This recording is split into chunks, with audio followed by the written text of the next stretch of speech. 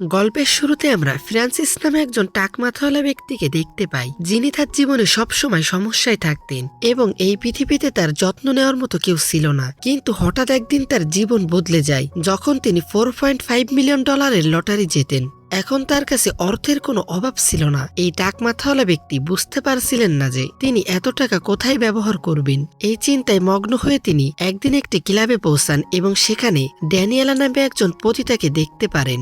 আসলে এই টাকমাথাওয়ালা ব্যক্তিটি আগে থেকেই তাকে খুব পছন্দ করতেন এবং সব সময় দূর থেকে দেখতেন। তবে আজ তার কাছে অনেক টাকা এসে গেছে, তাই সাহস করে তিনি ড্যানিয়েলার কাছে যান এবং তার দৈনিক রোজগার সম্পর্কে জানতে চেয়ে বলেন যে তুমি দিনে কত টাকা রোজগার করো। এরপরে টাকমাথাওয়ালা ব্যক্তি ড্যানিয়েলাকে এক রাত নয় বরং 1 মাস ধরে নিজের কাছে থাকার প্রস্তাব দেন এবং বলেন যে এর বিনিময়ে আমি তোমাকে 1 লাখ ইউরো দেব।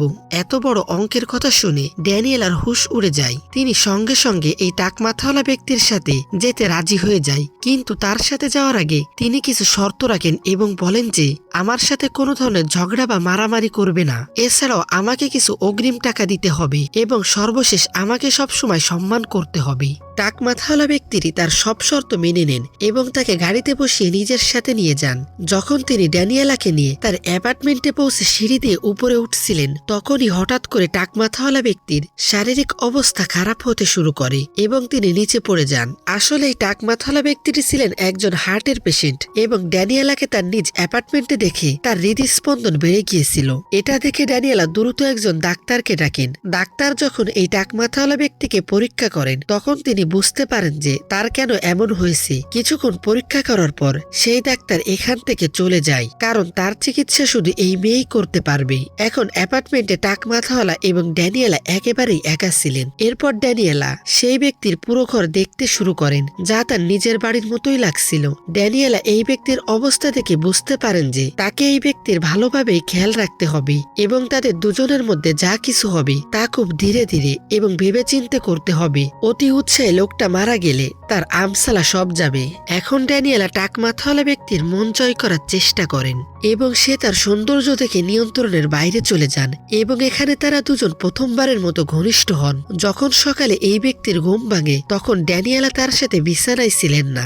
আসলে তিনি টাকমাথাওয়ালা ব্যক্তিকে মুগ্ধ করতে চেয়েছিলেন, তাই রান্নাঘরে গিয়ে তার জন্য সকালের নাস্তা বানাচ্ছিলেন। এরপর একজন স্ত্রীর মতো তাকে অফিসে যাওয়ার জন্য প্রস্তুত করেন। ড্যানিয়েলা জানতে পেরেছিলেন যে এই টাকমাথাওয়ালা ব্যক্তির কাছে প্রচুর টাকা আছে, তাই তিনি তাকে আরো একবার মুগ্ধ করার চেষ্টা করেন এবং বলেন যে আজ তুমি অফিস যেও না। কিন্তু সে তার কাছ থেকে কোনোভাবেই ছুটি নিতে চাইছিলেন না। এই কথা নিয়ে দুজনের মধ্যে প্রথমবারের মতো ঝগড়া হয় এবং আরো একবার এই টাকমাথাওয়ালা ব্যক্তির হার্ট অ্যাটাক হয়। কিন্তু এবার তিনি তার পারিবারিক ডাক্তার আন্দ্রেকে ডাকেন। ডাক্তার আন্দ্রে যখন তার বাড়িতে আসেন, তখন তার চোখ ড্যানিয়েলের উপর পড়ে। তার সৌন্দর্য দেখে ডাক্তারেরও হৃদস্পন্দন বেড়ে যায়। তিনি চিন্তায় পড়ে যান। আসলে তিনি এর আগে এই টাকমাথাওয়ালা ব্যক্তির সাথে কোনো মেয়েকে দেখেননি। এরপর তিনি তার চেক আপ করতে করতে বলেন যে তোমাকে তোমার হার্টবিট নিয়ন্ত্রণে রাখতে হলে ড্যানিয়েলের সাথে কম মজামাস্তি করতে হবে, অন্যথায় হতে পারে তোমার শোক পাখি নাসার রকেটে করে মঙ্গলে চলে যাবে। ডাক্তার আন্দ্রে একেবারেই বুঝতে পারছিলেন না যে ড্যানিয়েলের মতো একজন সুন্দরী মহিলাকে এই টাকমাথাওয়ালা ব্যক্তি কিভাবে পটালেন। এখন ডাক্তার আন্দ্রে ড্যানিয়েলের কাছে গিয়ে সত্যিটা জানতে চান। তখন তিনি তাকে বলে দেন যে আমি একজন পতিতা, কিন্তু এখন এই টাকমাথাওয়ালা ব্যক্তির সাথে নিজের জীবন নতুন করে শুরু করতে চাই। ডাক্তার আন্দ্রে সব বুঝে যান এবং যাওয়ার আগে টাকমাথাওয়ালা ব্যক্তিকে বলেন যে তোমার এইভাবে একজন পতিতার উপর নিজের টাকা নষ্ট করা উচিত হয়নি। এর কয়েকদিন পর দেখি যে ড্যানিয়েল আসার পর টাকমাথাওয়ালা ব্যক্তি খুব খুশি থাকতে শুরু করেছেন এবং তার হৃদস্পন্দন নিয়ন্ত্রণে আসছে। এরপর তারা দুজনে সমুদ্র সৈকতে ঘুরতে যান এবং একে অপরের সাথে অনেক মস্তিও করেন। এভাবে থাকতে তাদের দুজনের মধ্যে কোনো সমস্যা হচ্ছিল না, সবকিছু একদম ঠিক চলছিল। ডাক্তার আন্দ্রেও মাঝে মাঝে চিকিৎসার জন্য তার বাড়িতে আসতে থাকেন। একদিন ডাক্তার আন্দ্রে তাদের কাছে নিজের জীবনের সত্যিটা বলতে শুরু করেন এবং বলেন যে আমি পাশের বাড়িতে থাকা একজন মহিলাকে খুব ভালোবাসি। তার ক্যান্সার হয়েছে এবং তার চিকিৎসা আমিই করছি, এমনকি আমি আমার বেশিরভাগ সময় তার সাথেই কাটাই। তিনি তাদের জানান যে সেই মহিলাটি আগে একজন নার্স ছিলেন এবং তিনি অনেক রোগীর জীবনও বাঁচিয়েছেন। দিয়েছেন, তাই আমি এখন বাকি জীবন তার সাথে থাকতে চাই। ডাক্তার যাওয়ার আগে শেষবার এই টাক মাথাওয়ালা ব্যক্তিকে বলেন যে আমি সত্যিই বলছি, ড্যানিয়েল তোমাকে ভালোবাসে না এবং সে শুধুমাত্র টাকার লোভে তোমার সাথে থাকছে। যখন তোমার পকেট খালি হয়ে যাবে তখন সে তোমাকে ছেড়ে চলে যাবে। টাক মাথাওয়ালা ব্যক্তি এই কথার গুরুত্বই দেই না। তারপর যখন মাঝরাত হয় তখন এই ব্যক্তি আন্দ্রেকে ফোন করেন, কারণ ড্যানিয়েলের শারীরিক অবস্থা হঠাৎ খারাপ হয়ে গেছে এবং তিনি বারবার বমি করছিলেন। এরপর আমরা আন্দ্রেকে দেখতে পাই, সে এখন টাক মাথাওয়ালা ব্যক্তির বাড়ির দিকে যেতে শুরু করেন। যাওয়ার আগে তিনি তার নার্স প্রেমিকাকে বিদায় জানান, কিন্তু আমরা দেখতে পাই যে সেখানে কেউ ছিল না, অর্থাৎ এটা কেবল এই ডাক্তারের একটি কল্পনা ছিল। নার্স বলে সেখানে কেউ ছিলই না। এরপর তিনি টাক মাথাওয়ালা ব্যক্তির বাড়িতে এসে ড্যানিয়েলকে পরীক্ষা করেন এবং তাকে সম্পূর্ণ সুস্থ দেখেন। তবে দুর্ঘটনাক্রমে এবার ডাক্তারের হৃদস্পন্দন বেড়ে যায় এবং হার্ট অ্যাটাক করে তার মৃত্যু হয়। এরপর এই টাক মাথাওয়ালা ব্যক্তি যখন আন্দ্রে শেষ কীর্তে যান তখন তিনি জানতে পারেন সেই নার্সের কথা যা ডাক্তার তাকে বলেছিলেন। সেই নার্সের মৃত্যু আজ থেকে 5 বছর আগেই হয়ে গিয়েছিল, কিন্তু আন্দ্রে তাকে ভুলতে পারছিলেন না। এমনকি তিনি তার শেষ সময় পর্যন্ত সেই নার্সকে নিজের মস্তিষ্কে রেখেছিলেন। এবার এই টাক মাথাওয়ালা ব্যক্তিও বুঝতে পারেন যে তিনিও ড্যানিয়েলকে সত্যিই ভালোবাসতে শুরু করেছে এবং তার সাথে খুব খুশি থাকেন। তাকে দেখে এমন লাগছিল যেন তিনি কখনোই অসুস্থই হননি। এবার তার সহকর্মীরা কিছুদিন ধরে যখন তাকে এত খুশি দেখেন তখন তারা বুঝতে পারেন না যে আসল ব্যাপারটা কি। তাদের এত আগ্রহ দেখে এই টাক মাথাওয়ালা ব্যক্তিও তার সত্যিটা জানানোর সিদ্ধান্ত নেন। যখন অফিসের কাজ শেষ হয় তখন তিনি তার সব সহকর্মীকে বাড়িতে নিয়ে আসেন যাতে তাদের ড্যানিয়েলের সাথে দেখা করাতে পারেন। কিন্তু বাড়ি আসার পর তিনি জানতে পারেন যে ড্যানিয়েল তো এখানে নেই, এমনকি তার সব জিনিসপত্র গায়েব হয়ে গিয়েছিল। এর মানে ছিল যে ড্যানিয়েল তাকে ছেড়ে এখান থেকে চলে গেছে।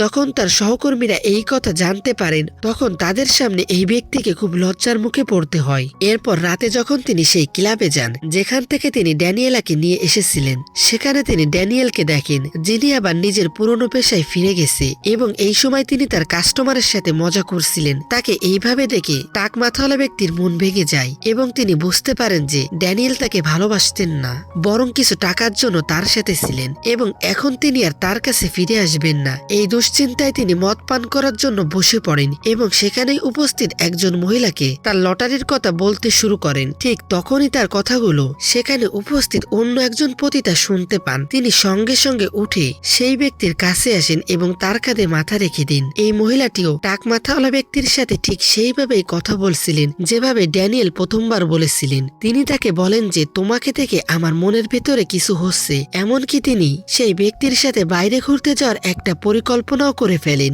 এই মেয়েটি ড্যানিয়েলের চেয়ে বেশি সুন্দরী এবং যুবতী ছিলেন, কিন্তু টাক মাথাওয়ালা ব্যক্তি তার ভালোবাসা ভরা এবং মিষ্টি কথায় একটুও গলে না, কারণ তিনি ড্যানিয়েলকে মন থেকেই ভালোবেসে ফেলেছেন এবং তার শুধু তাকেই চাই। টাক মাথাওয়ালা ব্যক্তি সেই মেয়েটির সাথে যাওয়ার আগে ড্যানিয়েলের কাছে আসেন এবং তাকে নিজের মনের কথা বলেন, আমি তোমাকে খুব বেশি ভালোবাসি, আমি তোমাকে ছাড়া একদমই থাকতে পারবো না। এটা শুনে ড্যানিয়েল বলেন যে আমি সারা জীবন তোমার সাথে থাকতে পারি না, কারণ আমার জীবনে অন্য কেউ আছে। এতটুকু বলে তিনি টাক মাথাওয়ালা ব্যক্তিকে সেই অন্য মেয়েটির সাথে চলে যেতে বলেন, কারণ সে ড্যানিয়েলের চেয়ে বেশি সুন্দরী ছিল এবং তার ভালোভাবে খেয়াল রাখতে পারত। কিন্তু সেই ব্যক্তি তার কথা মানেন না এবং তার সাথে ঝগড়া করতে শুরু করেন। ঠিক তখনই হঠাৎ করে তার শরীর খারাপ হতে শুরু করেন। এটা থেকে ড্যানিয়েল সঙ্গে সঙ্গে একজন ডাক্তারকে ডাকেন যিনি সেই ব্যক্তির চিকিৎসা করেন। এরপর আমরা এখানে ড্যানিয়েলের স্বামীকে দেখি যিনি এই ক্লাবের মালিক। তিনি সেই ব্যক্তিকে হুমকি দেন যে যদি তুই ড্যানিয়েলাকে বিরক্ত করিস তাহলে শালা তোর পেছন দিয়ে রাশিয়ার রকেট ঢুকিয়ে অন্য দুনিয়ায় লঞ্চ করে দেব। এরপরে টাক মাথাওয়ালা ব্যক্তিকে বাড়ি ছেড়ে দেওয়ার জন্য তার সাথে যায় যাতে রাস্তায় তার শরীর আবার খারাপ না হয়ে যায়।